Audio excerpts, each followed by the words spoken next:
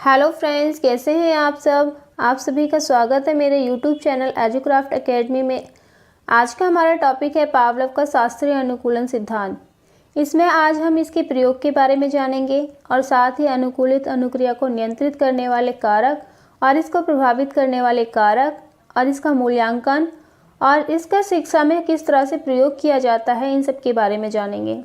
तो चलिए स्टार्ट करते हैं हम अपने टॉपिक को, पावलोव का शास्त्रीय अनुकूलन सिद्धांत। तो पावलोव के इस सिद्धांत को जो है इसका जो संबंध है वो प्रत्यावर्तन सिद्धांत भी इसे कहा जाता है। तो पावलोव की जो शास्त्रीय अनुकूलन सिद्धांत है, इसका दूसरा नाम है ये प्रत्यावर्तन सिद्धांत। इस सिद्धांत का जो प्रतिपादन हुआ 1904 में रूस के सुविख्यात मनोवैज्ञानिक IV पावलोव। ये याद रखना है आपको कि IV पावलोव कहाँ के रहने वाले थे, ये रूस के रहने वाले थे। तो इन्होंने किया यह सिद्धांत शरीर विज्ञान से संबंधित है। यहाँ पे शरीर विज्ञान के बारे में इन्होंने बताया है। इस सिद्धांत के प्रबल समर्थक व्यवहारवादी हैं, तो इनको व्यवहारवादी कहा जाता है। व्यवहारवादियों के अनुसार क्या है, अधिगम अनुकूलन का जो है एक आदत का बनना होता है। तो इनका जो पूरा सिद्धांत है ये इसी के ऊपर निर्धारित है कि आदत का बनना। इस सिद्धांत के अनुसार क्या है कि जब कोई अस्वाभाविक उत्तेजक कई बार स्वाभाविक उत्तेजक के साथ आता है तो व्यक्ति अस्वाभाविक उत्तेजक के प्रति भी स्वाभाविक प्रतिक्रिया करने लगता है।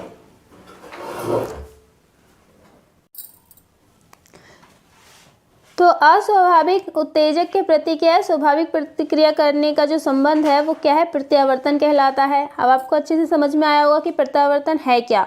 तो प्रत्यावर्तन स्वाभाविक उत्तेजक के साथ जो है स्वाभाविक प्रतिक्रिया करना ही प्रत्यावर्तन है। और उदाहरण के तौर पर हम कह सकते हैं कि हम अपने मित्र को क्या है देखकर प्रसन्न हो जाते हैं। ये हमेशा जब भी किसी के घर कोई मेहमान आता है तो क्या है कि उसको देखकर खुश हो जाते हैं। लेकिन कई बार ऐसा होता है कि वो व्यक्ति कई बार आता है हमारे घर पर जो एक स्वाभाविक प्रतिक्रिया बन जाता है। जब हमारे मित्र हमारे घर आते हैं तो घर के दरवाजे पर एक विशेष प्रकार की आहट होती है। तो ऐसे क्या है, ऐसी स्थिति में कुछ समय बाद हम मित्र को देखने से पहले ही उसकी आहट सुनकर ही खुश हो जाते हैं कि अच्छा वो आ गया। तो इस तरह से प्रसन्न होने का जो संबंध है आहट से हो जाता है। तो इस विचार की पुष्टि करने के लिए पावलोव ने क्या है कि एक कुत्ते पर एक प्रयोग किया है। अब यहाँ पर देखते हैं कि प्रयोग है क्या, किस तरह से उन्होंने प्रयोग किया है। पावलोव का जो प्रयोग है वो इस तरह से है कि पावलोव ने एक कुत्ते की लार ग्रंथि का जो है ऑपरेशन करके उसके गले में क्या है लार को एकत्रित करने के लिए क्या एक कांच की नली को लगा दिया। क्या है कि लार ग्रंथि जिसमें इकट्ठी हो, इस तरह से एक कांच की नली को लगा दिया। और इसके बाद क्या है कुत्ते को भूखा रखा गया और उसे भोजन देने से पहले क्या है कुछ दिनों तक घंटी बजाई गई कि जब जब उसे खाना मिले तब तब वो घंटी बजे।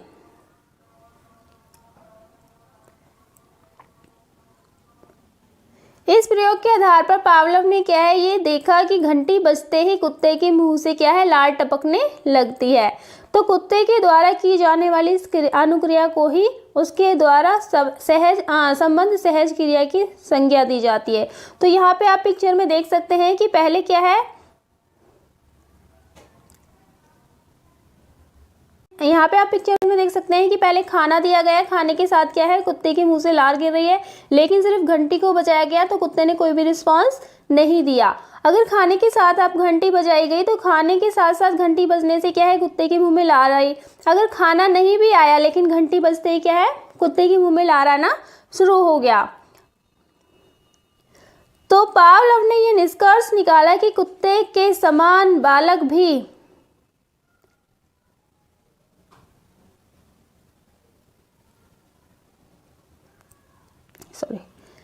तो पावलोव ने यह निष्कर्ष निकाला कि कुत्ते के समान बालक भी एक कृत्रिम उद्दीपक से संबद्ध होकर अनुक्रिया करना सीख लेता है। तो जिस तरह से जो प्रतिक्रिया कुत्ते ने की ऐसे ही बच्चे भी प्रतिक्रिया कर सकते हैं। इस तरह से उन्होंने अपना नियम बनाया।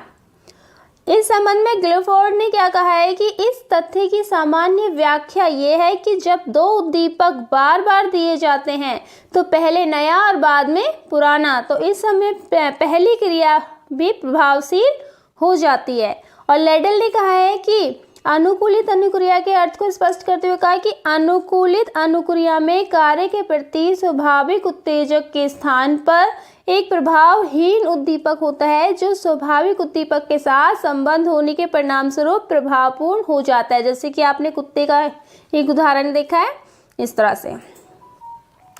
अब बात करते हैं अनुकूलित अनुक्रिया को नियंत्रित करने वाले कारक की। तो अनुकूलित अनुक्रिया को नियंत्रित करने वाले प्रमुख कारक हो सकते हैं, जैसे कि भावात्मक प्रेरक, इस पे कलर नहीं हुआ है, भावात्मक प्रेरक। अनुकूलित अनुक्रिया को नियंत्रित करने वाला सर्वाधिक प्रबल कारक भावात्मक प्रेरक है। और भावात्मक अभिप्रेरक क्या है? जितने अधिक सबल होंगे अनुक्रिया उतनी ही अधिक होगी, तथा उत्तेजना एवं अभिप्रेरणा के बीच जितने अधिक सबल अभिप्रेरक होते हैं उतने ही अधिक स्थायी उनके प्रभाव भी पड़ते हैं। तो दूसरा कारक हमारा ये है कि उद्दीपनों की पुनरावृत्ति। किसी क्रिया की बार बार पुनरावृत्ति, बार बार दोहराना एक करने पर वह क्रिया व्यक्ति के स्वभाव का अंग बन जाती है। अगर किसी इंसान को किसी चीज़ की लत लग जाती है तो वो बार बार उस काम को करता है, तो क्या है, वो स्वभाव बन जाता है उसका। इसकी पुष्टि करने के लिए वाटसन ने एक बालक पर प्रयोग किए। वाटसन ने सबसे पहले बालक को बिल्ली से डराया और फिर उसके बाद रोएदार चीज़ों से उसे डराया। तो बाद में उस बालक में प्रत्येक रोएदार चीज़ से डरने की क्या है, आदत विकसित हो जाती है। तो तीसरा हमारा ये कारक है कि अनुक्रिया का प्रभुत्व। उद्दीपन में अनुकूलित अनुक्रिया हेतु अनुक्रिया पैदा करने की शक्ति क्या है, शक्ति होनी चाहिए। और अनुक्रिया को पैदा करने हेतु तदनुपरांत ही, मतलब उसके बाद भी क्या है, उद्दीपन भी होने चाहिए। और पावलोव ने अपने प्रयोग में घंटी बजने व भूखे कुत्ते को भोजन के साथ संयुक्त किया, ना कि भोजन को घंटी बजने के साथ। तो वो घंटी बजते ही भोजन दिया जाता था, ना कि भोजन देते ही घंटी बजती थी। लार मात्र भोजन से ही पैदा हो सकती है, किसी अन्य वस्तु से नहीं। ये तो थॉट है। चौथा कारक ये है कि दो उद्दीपनों में समय का संबंध। अगर अलग अलग समय पर बजाया जाता, घंटी अलग बजाई जाती, खाना अलग से दिया जाता, तो क्या है, कोई भी प्रतिक्रिया नहीं होती। लेकिन घंटी और खाने का साथ साथ होना क्या है, समय का संबंध था। अनुकूलित अनुक्रिया के अंतर्गत क्या है, सर्वप्रथम नवीन उद्दीपन दिया जाता है और उसी के बाद क्या है, मौलिक उद्दीपन भी दिया जाता है। तो इन दोनों उद्दीपनों के मध्य क्या है, समय का अधिक अंतर होने से प्रभाव उतना ही कम होगा, क्योंकि जब समय में अंतर आएगा तो उतना ही प्रभाव जो है कम पड़ेगा। दोनों उद्दीपनों के मध्य क्या है, 5 सेकंड के अंतर का सर्वाधिक प्रभाव होता है। 5 सेकंड का अंतर हो तो चल सकता है, सबसे ज़्यादा प्रभाव पड़ सकता है। तो अनुकूलित अनुक्रिया को प्रभावित करने वाले कारक हमने पढ़े। अब देख लेते हैं यहाँ पे अनुकूलित अनुक्रिया को प्रभावित करने वाले मुख्य कारक कौन कौन से हैं। पहला अभिप्रेरक, यह अनुकूलित अनुक्रिया को प्रभावित करने वाला प्रमुख कारक है। तो सबसे प्रमुख कारण किसे बताया है, अभिप्रेरक को बताया है। और प्रयोज्य यदि अभिप्रेरणा प्रदान की जाने वाली अनुकूलित अनुक्रिया है तो बहुत ही जल्दी संपन्न होगी। और दूसरा ये कि बुद्धि, अधिक विवेकशील व्यक्ति क्या है, ज़्यादा दिमाग से सोचने वाला व्यक्ति क्या है, अनुकूलित अनुक्रिया को अत्यंत समय में कर लेता है, मतलब बहुत कम समय में ही कर लेता है। दूसरे शब्दों में कि वह स्वाभाविक व अस्वाभाविक उद्दीपनों के मध्य अत्यंत शीघ्र संबंध स्थापित भी कर लेता है। तीसरा ये है कि आयु के अल्प आयु के बालकों में जो कम उम्र के जो बच्चे होते हैं, वे सामाजिक नियंत्रण का प्रभाव कम पड़ने के कारण उनमें अल्प समय में ही अनुकूलित अनुक्रिया होती है। तो जो कम समय के बच्चे हैं उनमें क्या है, सामाजिक नियंत्रण का प्रभाव क्या है, कम पड़ता है। इसीलिए क्या है, वो कम समय में ही अनुकूलित अनुक्रिया करना सीख लेते हैं। चौथा ये कि मानसिक स्वास्थ्य, अनुकूलित अनुक्रिया के संपन्न होने में क्या है, मानसिक स्वास्थ्य का भी महत्वपूर्ण योगदान होता है। और मानसिक दृष्टि से क्या है, स्वस्थ बालक में क्या है, मानसिक रूप में अस्वस्थ बालक की अपेक्षा क्या है, अनुकूलित अनुक्रिया अत्यंत ही शीघ्र होती है। कि मस्तिष्क, बालक का जो मस्तिष्क है वो अगर स्वस्थ होगा तो ही क्या है, अनुक्रिया अनुकूलित होगी और जल्दी शीघ्र होगी। पांचवा ये बाह्य विग्रह। स्वाभाविक उत्तेजना व अस्वाभाविक उत्तेजना के बीच कोई बाह्य विघ्न उत्पन्न होने से उत्तेजना की अनुक्रिया में क्या है, अधिक समय हो सकता है। कि अगर बच्चा कोई और कार्य कर रहा है, उसको बीच में खाना दे दिया जाए तो वो खाने पर डिपेंड हो जाएगा, वो काम नहीं करेगा। तो क्या है, बाह्य विघ्न होते हैं। छठा ये है कि अभ्यास भी अनुकूलित अनुक्रिया को प्रभावित करता है। स्वाभाविक व एवं अस्वाभाविक उत्तेजना की बार बार पुनरावृत्ति, बार बार ये कार्य किया जाए, इसे करने से क्या है, अनुकूलित अनुक्रिया उतनी ही अधिक सुदृढ़ होती है, मतलब कि उतनी जल्दी बच्चा सीख लेता है। अब यहाँ पे देखिए बताया है कि प्रानुकूलित अनुक्रिया, जब अन्य क्रिया से अनुकूलित अनुक्रिया के प्रानुकूलित अनुक्रिया द्वारा संबंध वृद्धि कर दी जाती है। तो यहाँ पे बताया हुआ है, देखो एक पहले तो भोजन तो स्वाभाविक था और फिर अस्वाभाविक से जोड़ दिया गया, तो उसे क्या है, प्रानुकूलित अनुक्रिया कहा गया। और प्रानुकूलित अनुक्रिया के अंतर्गत, थोड़ा नाम टफ है, थोड़ा सा याद करना पड़ेगा आपको। तो इसके अंतर्गत क्या है, स्वाभाविक उद्दीपनों की क्या है, संख्या में वृद्धि हो जाती है। तो यहाँ पे देखो एक उदाहरण, यहाँ पे उदाहरण दिए गए हैं। पहला ये कि भोजन, S1 है भोजन और R1 है लार गिराना, कि कुत्ते का क्या था कि भोजन को देखकर लार गिराना था। और दूसरे में हम देखते हैं कि S1 भोजन और S2 घंटे की आवाज़, S1 भोजन और घंटे की आवाज़ साथ साथ हो रही है और क्या है, अनुकूलित अनुक्रिया हो रही है कि लार टपक रही है। लेकिन इसके बाद में क्या है, बार बार ये क्रिया की गई, भोजन भी दिया गया, घंटी भी बजाई और साथ में क्या है, अनुकूलित अनुक्रिया भी हुई। लेकिन बाद में क्या है, सिर्फ घंटी बजाई गई और क्या है, अनुकूलित अनुक्रिया की गई। तो किससे जुड़ गई, घंटी की आवाज़ से जुड़ गया।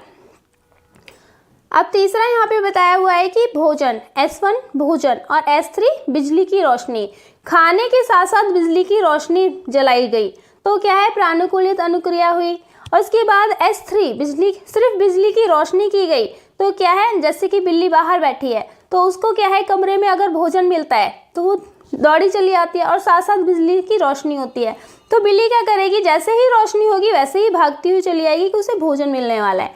तो इस तरह से प्रानुकूलित अनुक्रिया हो गई। उपर्युक्त विश्लेषण के आधार पर यह ज्ञात होता है कि जैसे जैसे अस्वाभाविक उत्तेजनों की संख्या में वृद्धि होती जाती है और वैसे वैसे उसके प्रभाव में भी वृद्धि होती जाती है। अब बात करते हैं इसके मूल्यांकन की। अनुकूलित अनुक्रिया के सिद्धांत का मूल्यांकन, इसमें पहले हम देख लेते हैं इसके गुणों के बारे में। इस सिद्धांत के गुण निम्नलिखित हैं। पहला ये कि इस सिद्धांत के द्वारा बालकों में अनुशासन की भावना का जो है विकास किया जाता है।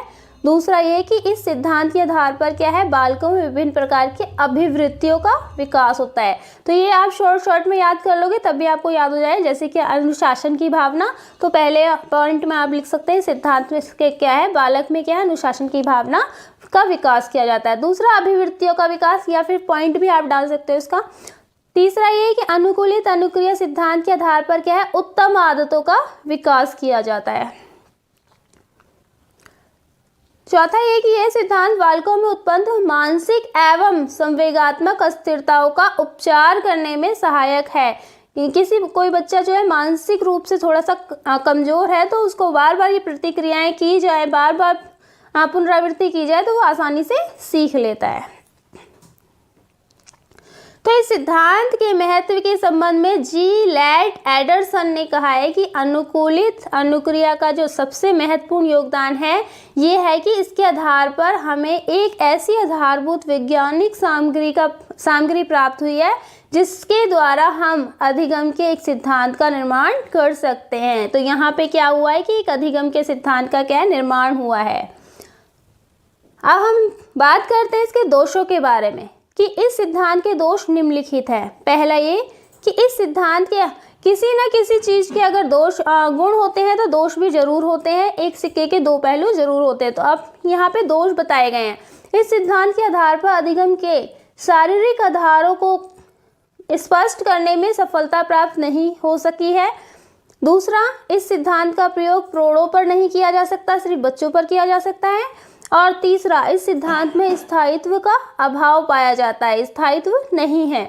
अनुभवों के आधार पर ऐसा देखा जाता है कि उद्दीपकों को हटा देने से बालकों की अनुक्रिया भी प्रभावहीन होती चली जाती है। और चौथा यह सिद्धांत मनुष्य को एक यंत्र के रूप में मानकर चलता है, जबकि मनुष्य अपनी चिंतन शक्ति के आधार पर भी अपनी क्रियाओं को संपन्न कर सकता है।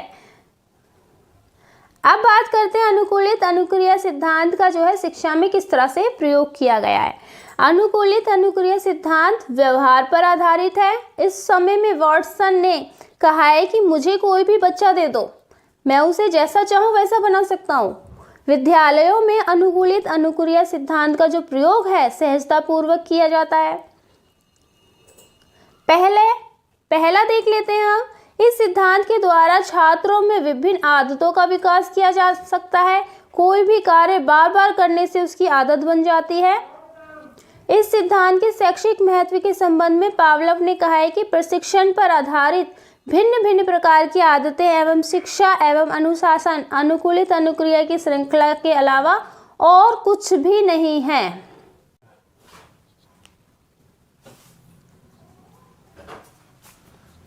यह सिद्धांत बालकों में विभिन्न प्रकार की अभिवृत्तियों का विकास करने में सहायक है।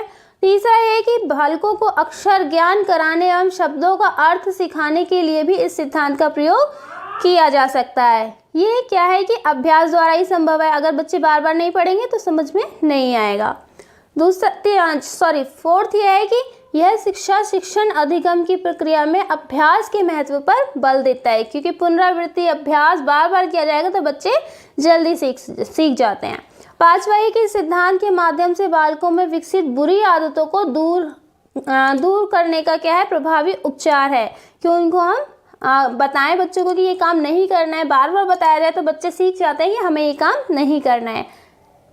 आई होप आपको मेरी वीडियो अच्छे से समझ में आई होगी। अगर आपको मेरी वीडियो अच्छी लगी हो तो लाइक शेयर सब्सक्राइब जरूर करें। ओके बाय फ्रेंड्स, मिलते हैं आपको नेक्स्ट वीडियो में।